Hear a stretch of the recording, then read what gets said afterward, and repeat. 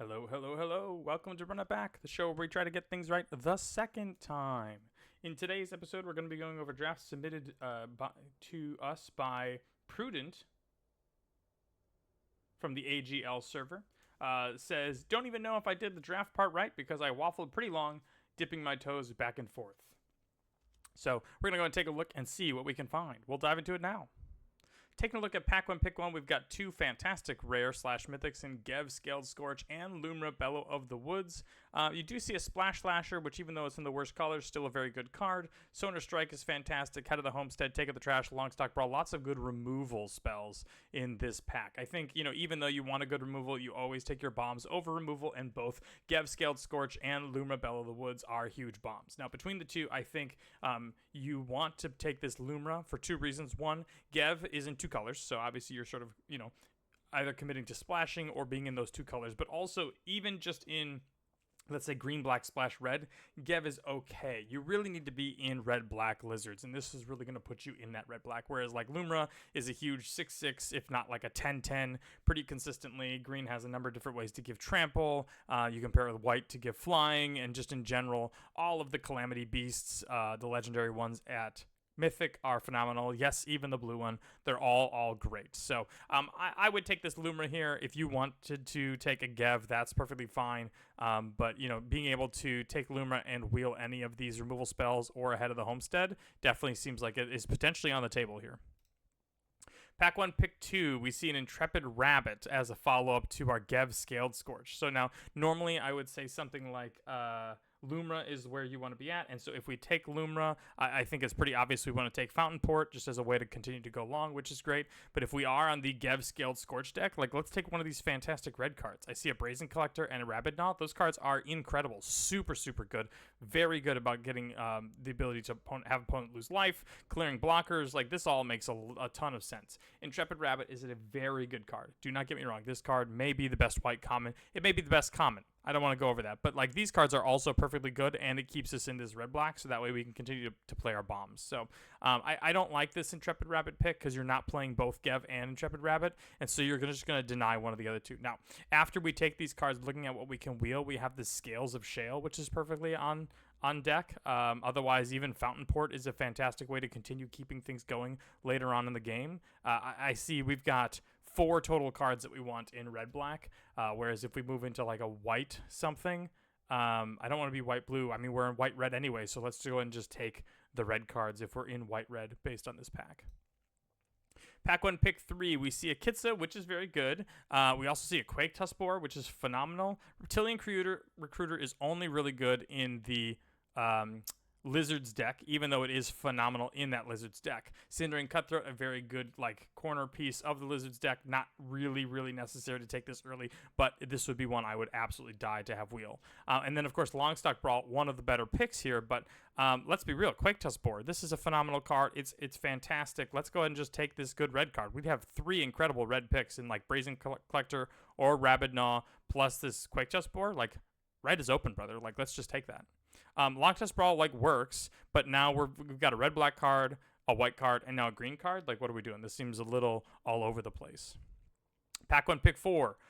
Balin the Haymaker. Okay, this is fine for rabbits. And now if we're essentially saying Gev is dead and we don't want to ever take this card, then looking back at Pack 1, Pick 1, where Lumra should have been the pick, or Longstock Brawl, or Head of the Homestead.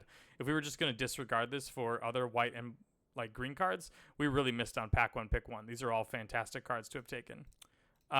If we were still on our Lizards deck and we had taken both the Rabidgnaw and then into this Quake Tuskboar, I'm probably taking a Reptilian Recruiter, which is a fantastic card in the Lizards deck. I mean, it ends up coming in as a 5/3 if we have the Gev already on, and also just, Active Treasons, any card that we want them to. So you can also target itself. And so if you have another Lizard, this just is a 5-mana 4/4 haste, or 4/2 haste. That is certainly something that has been done in the past. So I like this. I've actually been pretty low on Balin. I have played it. I have trophied with it, but you need a lot of tokens to make it work. So we're talking a ton of food, a ton of treasures, or a ton of rabbits. This thing it needs a lot of food in order to make it to work. Pack 1, Pick 5. We're back on the Fiberglass Mentor. What a pick, brother. What a pick. Okay, so here's something that's going to shock you. Between these two lizards, the Flame Cash Gecko is the better lizard. And there's a couple reasons why. One, if we're not solidly in red-black itself is hard to cast, especially on 2. Two, both of these are flood protection, right? But this one requires you to deal damage to your opponent, whereas this one just requires 2 mana. You even get it for free if you've already dealt damage that turn. So I think the Flame Cash Gecko is definitely here. This even allows for like a green-red deck Splash Gev, because you can attack, deal damage, play Gev post-combat, and then you can by using your Flame Cash Gecko. I wouldn't recommend that. Obviously, we definitely want to be in lizards, but between these two cards, Flame Cash Gecko is it. Now, notably, there really aren't any good white and or green cards for rabbits. You've got to Crumb and Get It, which I don't mind in any white deck. This Veteran Guard Mouse is just 1-2 mana expensive, or 1 point of power, just like not enough. And then like this otter over here in red, just like isn't it? You've got 2 great lizards here. Looking at our first 5 picks, if I had my way, after taking Gev, we'd take this Rabid Gnaw, you'd get on Quake Tusk Boar, you'd have this Reptilian Recruiter, and now a Flame Cash Gecko. Like, that's a very, very good red deck start. That does dry up here in Pack 1 Pick 6, and you're absolutely right. Look at these white cards. This Flower Foot Swordmaster is very good, but pretty much only in mice. But Seasoned Warren-Guard is great if we're doing tokens. Now, notably, we don't really have very many tokens, just this one so far. And so we're going to need a ton of tokens to make something like this work, as well as this. This would be the first time where I'd be looking at, in my Lizards deck that I'm drafting in my head, looking at pretty much something else entirely. Don't really love any of these cards. Maybe take a Sazakap's Brew, but don't really love that. Pack 1 Pick 7, we are back in on a couple different things. We've got a great bat card. This is good for squirrels. This one's good for rats and squirrels. I probably would take this in my red-black deck of choice, but Sticky Tongue Sentinel is fine. This is a 3-mana 3/3 with reach. Like, these are perfectly good on-rate creatures. I'm not excited about this card, but, you know, maybe we can make it work. Pack 1 Pick 8, we see a Playful Shove still here. Ooh, that's a good red one, especially in Lizards, because for 2 mana, you automatically get all the Lizard triggers, which is kind of a big deal. But also, if you can just ping off an Offspring token or something else of value, like that is just huge. High Stride is fine, but I don't really want to be taking it this early in the draft. I only ever want to play one of these cards. Without some special reason, but you know, it's fine as it sits. Pack 1 Pick 9, we do see a Jolly Gerbil's wheel. We see a Rockface Village wheel, which would have been incredible in our red deck. But as we sit right now, like, I don't know exactly what colors we're playing, and Jolly Gerbils is a perfectly fine card, but nothing crazy. I might actually take this Uncharted Haven. We know we're in at least 2 colors, maybe even 3 right now, so let's go ahead and just make sure our fixes up better than just like a 2-mana 2/3. I know I say just a 2-mana 2/3, but 2-mana 2/3s are kind of a dime a dozen here. There's at least 2 or 3 within the set, and so, like, you know, I'm just not that impressed with a 2-mana 2/3 blank text. So I'd rather have the Uncharted Haven. Pack 1 Pick 10, we do see a Sazakap's Brew. Otterbout Antics is a very, very good card, but I don't really want to dip my toes into blue either, so we just sort of take the red card and move on. Pack 1 Pick 11, a Thistledown Players. We said 3-mana 3/3 Reach was good. 3-mana 3/3 Vigilance is also perfectly fine. If we ever get any Valiant triggers, this is fine. We see a Veteran Guard Mouse, which is, you know, late pick, and then a Kindle Spark Duo, which actually plays really well in Lizards, so I don't mind this pick at all. Pack 2 Pick 1, we see a Frogmite, which is pretty good, but not really something I want to be doing. Actually, it's terrible in this set, but fine and constructed. Thundertrap Trainer is, I think, a pretty bad card overall, but if you've got the Otter deck, it's very good. And then we see another Reptilian Recruiter, which we could have had. Hazardfoot Herbalist is fine, but I don't really love this. You need some way to give trample, so this works really well with the Hunter's Talent. But overall, pretty weak pack for us. Now, if we're still looking at playing both green and black, Vine Reap Mentor is a great card, just on its own rate, which is very good. Plays really well with the Sticky Tongue Sentinel. If you've decided that these late picks move us into white, like Jolly Gerbils and Seasoned Warren-Guard, then we could end up seeing maybe something like Starseer Mentors, so you can play like white, red, black, so that way you still get your Fireglass Mentor and Gev Scaled Scourge. You don't really have a whole lot of life gain yet, but, you know, it's early in pack 2. This is a very powerful card to go on. If we're pretty much stuck in Naya, I don't really know what these black cards are doing in our deck, so I'm interested to see where things go from here. Pack 1 Pick 2. We see a Thoughtstalker Warlock, which is a great card. Again, don't get me wrong, fantastic card. I just really struggle to say that we picked all these white cards. Now we're taking a green card and Hazard Root Herbalist, and now it's Thoughtstalker Warlock. Notably, also this lizard, very, very good. This allows you to kind of get the Gev trigger even if you don't have a lizard. Outside of this one, Booming Blast is actually really good in lizards. I quite like it. Take Out the Trash is incredible, and Fireglass Mentor. So I think we've passed the point of committing, and we really need to pick our lane. So all of this is a little bit late. I don't think you can take a Thoughtstalker Warlock here with only these two. I think we should absolutely be a red deck and Take Out the Trash, or the Hearthborn Battler are probably your best choices here. With the deck as it sits, I still think that's probably it. This Take Out the Trash is better than all these other cards. Hearthborn Battler, very good as well. We should be taking one of these two red cards here. Black has sailed. Pack 2, pick 3, Agate Assault. Can't fault that one. Don't mind a Roughshod Duo. Find interesting that we're passing the Starfall Invocation. If we're in like white, red, or something like that, that's fine. I actually don't mind playing Wraths, especially ones like this, in those more aggressive decks, because eventually all your stuff gets outclassed and you have to remove like 3 different blockers, and being able to bring back something like a Balin or whatever is kind of huge. But Agate Assault is fine, but we are whiffing on the Lizards deck. Hearthborn Battler still around. Yeah, Hearthborn Battler is great. Let's keep it moving. Also don't mind this as a lizard. I'd play Wick in a Lizards deck just because it's a 4-mana 2/4 with a 1/1 body. Like, that's fantastic. Pack 2, pick 5, Intrepid Rabbit still around. Okay, so what this tells me is that we're now in white-red. These green cards are kind of good, but nothing crazy. We've got lots of good red and white cards, including Intrepid Rabbit, the Agate Assault, the Jolly Gerbils, like lots of good red and white cards. So we should be in red-white now. And of course, as soon as I say that, we're going to start taking other colors. Clifftop Lookout is maybe the best card in this pack, but I'm so low on this card. This is kind of like the card from OTJ that got bigger with each desert that you had, but obviously this one doesn't get bigger. It just kind of helps out with fixing in mana acceleration. But it's really only good in frogs because 1/2 body is just not good enough in this set. So you have to have ways to blink it and pick it up and put it down.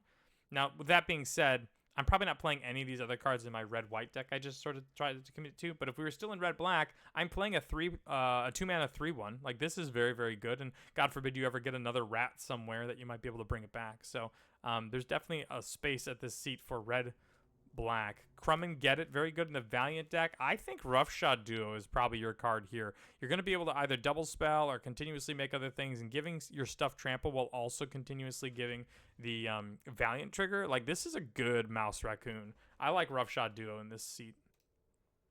Pack 2, pick 8. Shrike Force is fine. I don't absolutely love it, but, you know, we're at pick 8, so this is a perfectly fine card to pick up.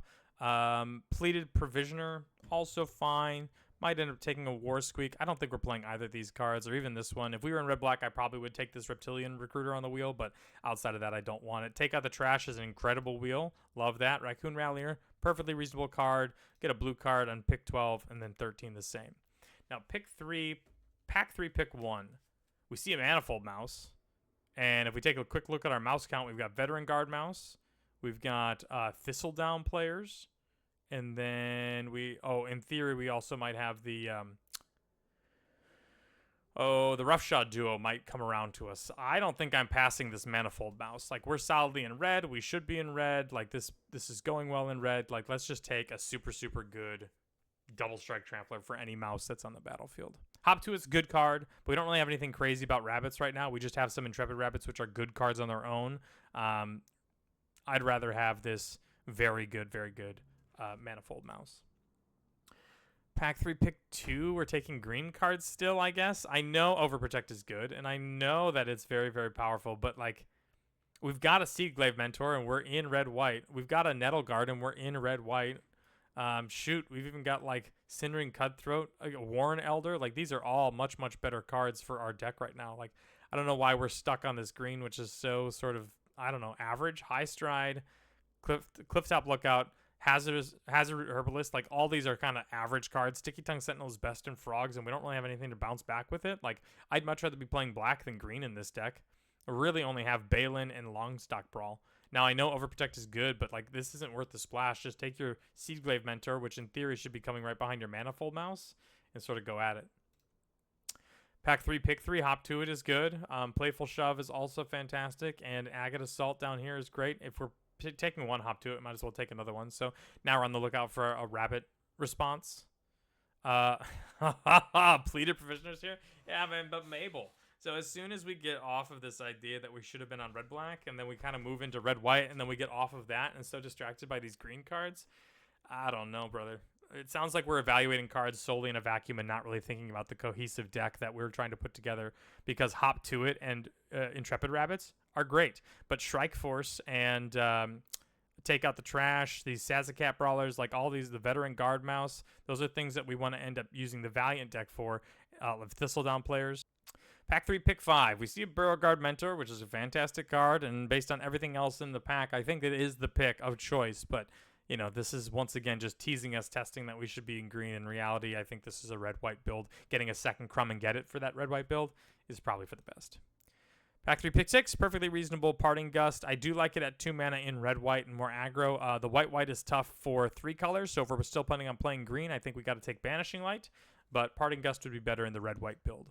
Sonar Strike, perfectly fine, but if we were thinking about more of the mouse build, I think Roughshod Duo is here. Had we still taken that Manifold mouse early on, we needed a Roughshod Duo, and so I've loved this card. This card is very, very good. Attacks as a 4/3 on its own, or gives something bigger trample. It's kind of huge with the Veteran Guard mouse. Like, there's a lot of good stuff that plays with Roughshod Duo.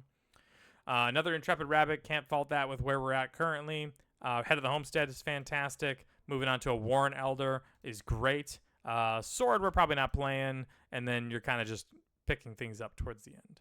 Taking a look at the deck, we've completely removed all of our red cards out of the deck, taking this Take Out the Trash, Agate Assault, Hearthborn Battler is gone, and stuck with just green-white, and looks like we have barely sort of made it. We're playing a couple of cards that I'm not too thrilled about in green-white. Like, a lot of these things are just sort of averagey, but we've got 3 Intrepid Rabbits, we've got a Head of the Homesteads, we've got 2 Hop to It's, like there's 7 cards plus a Beauregard Mentor and a Warren Elder. Like, this is the game plan, and all of these other cards are just sort of around it, hoping that they can end up making sure that we get to the actual game plan of these 8 rabbits right here. So I don't know, it seems to me like, yeah, there was a lot of waffling going on. There was certainly 2 other open lanes we could have gone down, whether that was red-black or red-white earlier, and you scraped together a rabbit deck that probably had some decent enough draws to keep things moving, but realistically, like, this is probably a 2-1 deck at best, and maybe got a little lucky. Sometimes 3-0 decks get unlucky, sometimes 1-2 decks get pretty lucky, but there is certainly opportunity here to go a couple of different routes, depending on how you wanted to take the draft. And I think if you end up going in one of those lanes earlier, whether it's red-black or whether it's white-red, then you end up with a much more powerful build of your deck rather than this sort of middling version of white-green. Thanks so much for sending it in. This is a really interesting way to go about things. I quite liked the draft and the seat. It had a lot to talk about and a lot of things to learn. So if you want to have your deck submitted for Run It Back, if you want to have your deck reviewed for Run It Back, feel free to send me an email at runitbackmtg@gmail.com, or send me a link in Discord with the 17 lands data, just like Prudent did from our AGL server. Happy to review. Thanks so much for watching. I hope you enjoyed, and I will talk to you soon. Bye-bye.